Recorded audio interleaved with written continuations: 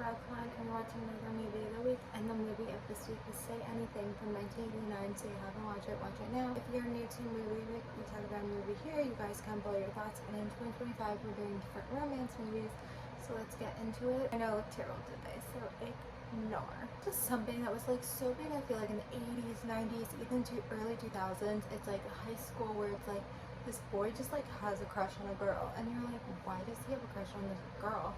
And he just like has a crush on a girl, and I'm just like, I've never like understood it, because like that's not real life. Like there's never like this guy just like has a crush on the girl, and a lot of times it is like more so like a nerdy guy has a crush on like a famous one of the popular girls or something, or it's, I don't know, I feel like I've seen a lot of different ways, but in this one I don't think like she was just like, it was more, she was like more sheltered, like she was just so focused on her future or whatever.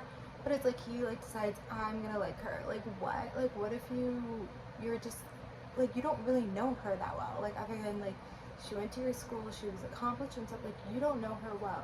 Like it really is just a looks thing. Like come on. Like what if you got to know her more and like you didn't like her?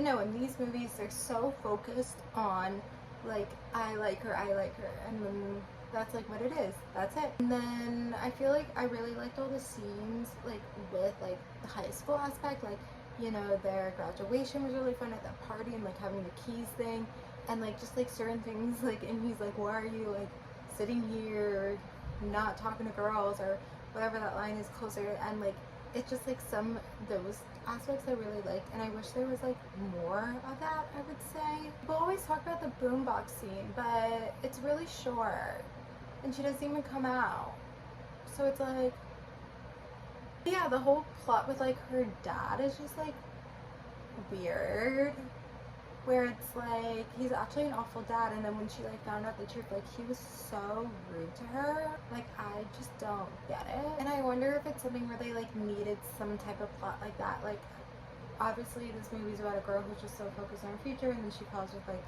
for this guy in the summer. Like I've seen other movies like that.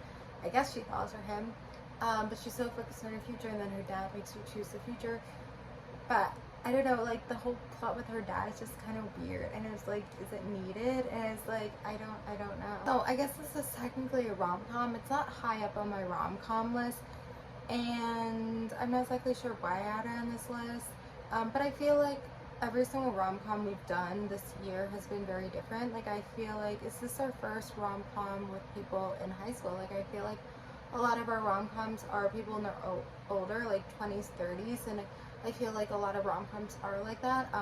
You don't see a lot of like rom-coms in high school. I don't even know if we see any in middle school, but we don't see a lot in high school.